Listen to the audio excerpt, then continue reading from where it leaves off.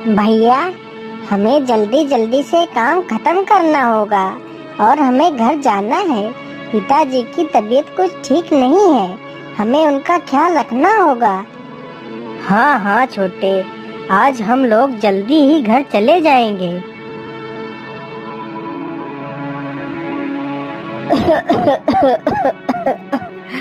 बेटा, मुझे लगता है अब मैं कुछ दिन का ही मेहमान हूँ।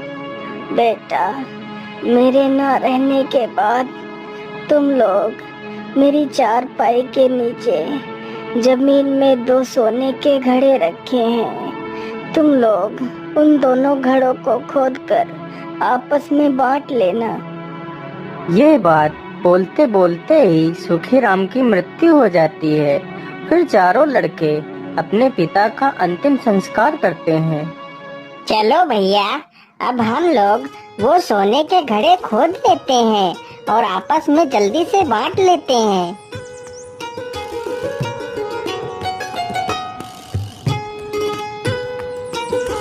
अरे वाह भैया, घड़े तो कितने चमक रहे हैं। लेकिन बड़े भैया, हम लोग तो 4 हैं और घड़े तो सिर्फ 2 ही हैं, तो हम इन्हें आपस में बांटेंगे कैसे?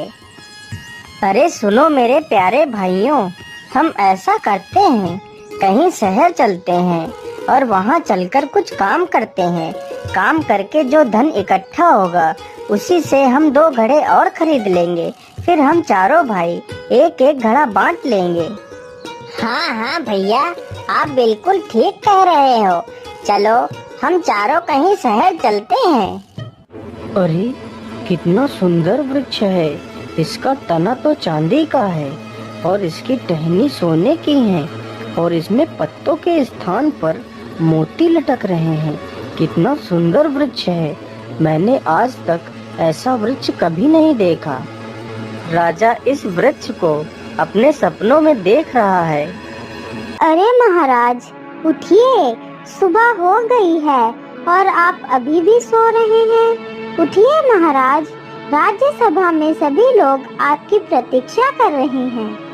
पता नहीं आज महाराज को राज्यसभा में आने में इतना समय क्यों लग रहा है।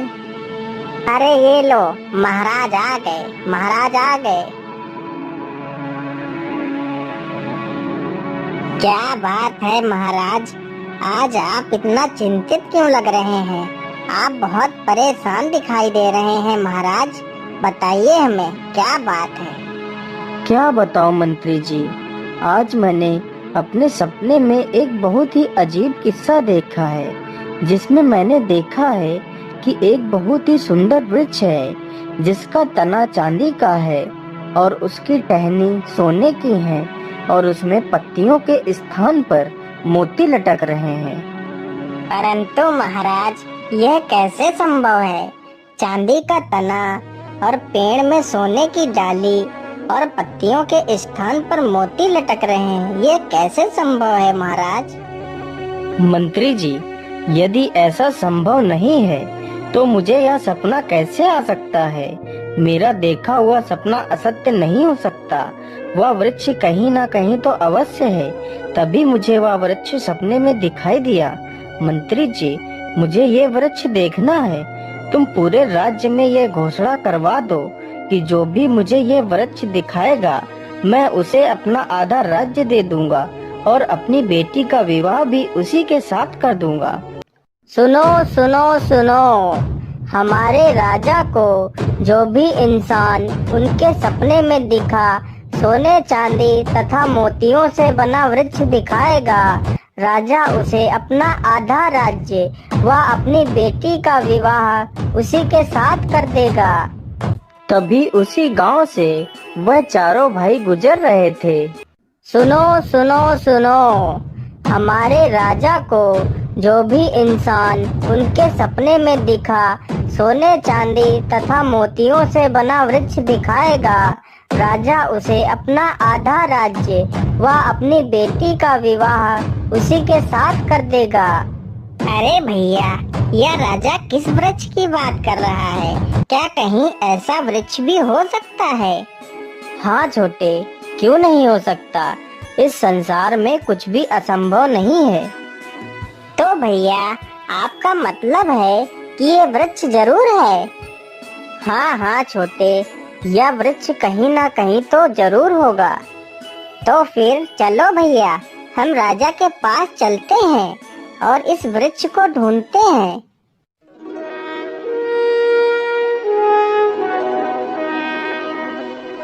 अच्छा, तो तुम लोग मुझे वह वृक्ष दिखा सकते हो? हाँ महाराज, हम चारों आपको वह वृक्ष दिखा सकते हैं। तो ठीक है, तुम चारों जल्दी से जाओ और मुझे वह वृक्ष जल्दी से लाकर दिखाओ। मुझसे और प्रतीक्षा नहीं हो रही है। अरे बड़े भैया, हम लोगों ने वृक्ष दिखाने की जिम्मेदारी तो ले ली, लेकिन ये वृक्ष लाएंगे कहाँ से? अरे गणपत, तुम चिंता मत करो, बस वृक्ष को ढूंढते रहो।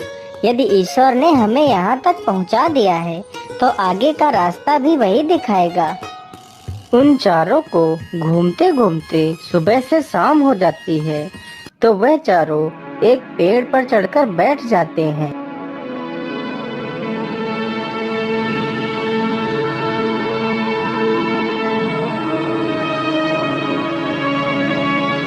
अरे ये क्या? ये तो एक मणिधारी सर्प लग रहा है। अरे भैया, उधर देखो, उधर तो देखो जरा, उधर एक मणिधारी सर्प है। आज मैं इस सर्प को नहीं छोड़ूंगा। आज तो मैं मणि हासिल करके ही रहूंगा।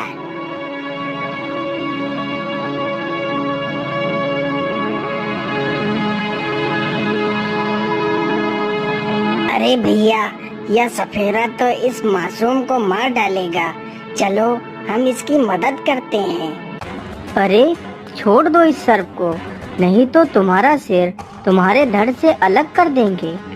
नहीं नहीं भैया, मुझे मारना मत, मैं इस सर्प को छोड़ देता हूँ।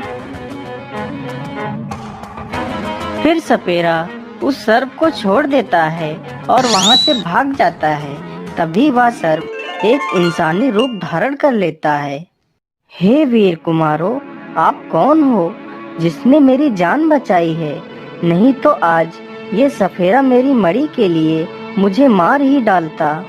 हे नागदेव, हम चारों भाई हैं और हम लोग किसी उद्देश्य के लिए इधर उधर भटक रहे हैं। अच्छा ठीक है, मैं आप लोगों से बहुत प्रसन्न हूँ। चलो मेरे साथ चलो, हो सकता है कि मैं आपके कार्य में कुछ आपकी मदद कर सकूं।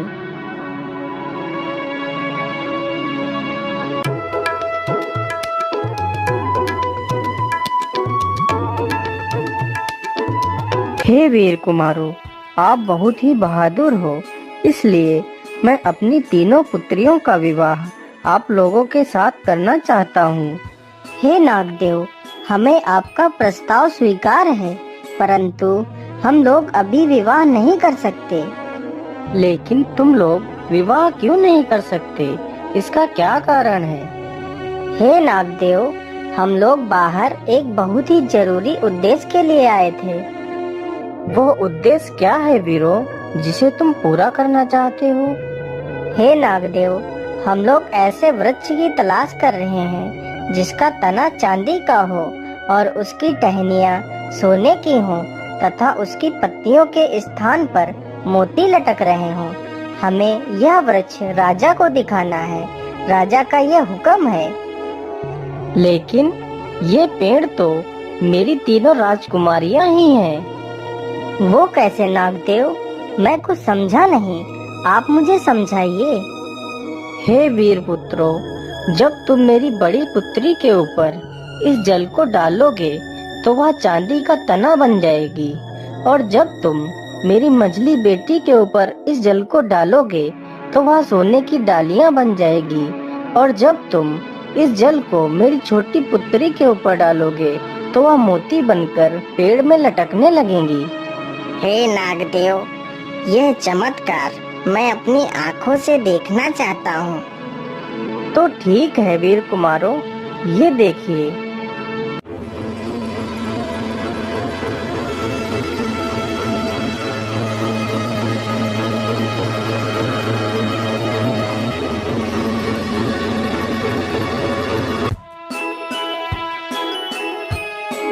अरे वाह भैया, यह तो सचमुच का एक सुनहरा पेड़ बन गई है। यह तो चमत्कार हो गया है। लेकिन नागदेव, हमें इस पेड़ को वास्तविक रूप में लाने के लिए क्या करना होगा? जब तुम्हें इस पेड़ को वास्तविक रूप में लाना हो तो इस पेड़ पर पुनः ये जल छिड़क देना, तो यह पेड़ अपने वास्तविक रूप में आ जाएगा।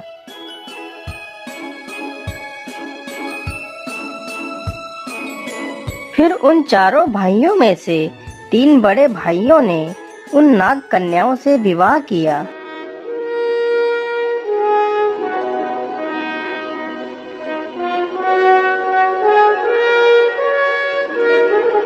अरे ये क्या, मैंने तुम चारों को वृक्ष लाने के लिए भेजा था और तुम चारों ये 3 लड़कियां लेकर आए हो। नहीं महाराज, हम पेड़ भी लेकर आए हैं। आप अपने राज्य में घोषणा करवा दीजिए कि जिसे भी यह वृक्ष देखना है वह कल सुबह आ जाए।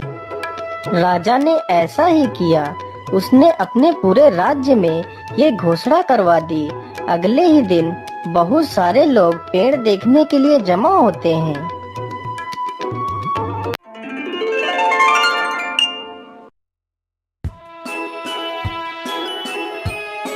अरे बाप रे बाप, यह तो सच में एक सोने का पेड़ तैयार हो गया है। मुझे तो अपनी आंखों पर विश्वास नहीं हो रहा है। यह तो किसी चमत्कार से कम नहीं है।